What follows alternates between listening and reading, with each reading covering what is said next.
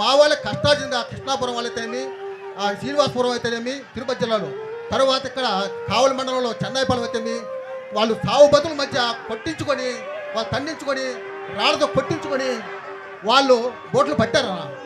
పెట్టిన తర్వాత మేము 4 జిల్లాల గ్రామాలు 160 గ్రామాలు మేము మాట్లాడుకుని రోజు ఒక గ్రామం కాపలా ఉంటున్నాం. రోజుకు ఒక గ్రామం కాపలా ఉండి వాటి భద్రత కోసంగా మేము ఉందామని మాట్లాడుకున్నాం. ఎప్పుడంటే ఆగస్టు 16వ తేదీన మీటింగ్ వేసుకున్నాం. మేము 4 జిల్లా గ్రామ పెద్దలు వేసుకుని రోజు గ్రామాలు కాపాడాలనుకుంటాం. ఈ లోపల మెరైన్ పోలీస్ అయితేనేమి సివిల్ పోలీస్ అయితే మత్స్య డిపార్ట్మెంట్ వీళ్ళంతా వచ్చి మీ కాపలా అవసరం లేదు, మేము షీల్డ్ చేస్తున్నాం, దాన్ని మా భద్రత ఉంది, మేము రోజుకి 5 మంది పోలీసులు సివిల్ పోలీసు మెరైన్ పోలీసులు కోచం పెట్టి కాపలా ఉంటున్నాం, మీ సలహా మాకు అవసరం లేదు, మాది మా సోదరం చెప్పారన్న. అనుకోకుండా మొన్న మార్చి 16వ తేదీన బోట్లు మాయమైపోయిందన్న.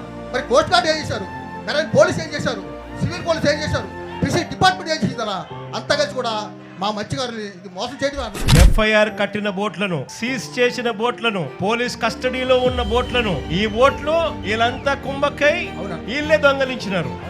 అంతేనా? మార్చి 12వ తారీఖున ఇక్కడ లోకేష్ వచ్చినాడు. మార్చి 16వ తారీఖున బోట్ ఎగిరిపోయింది, బోట్ దొంగతనం జరిగింది.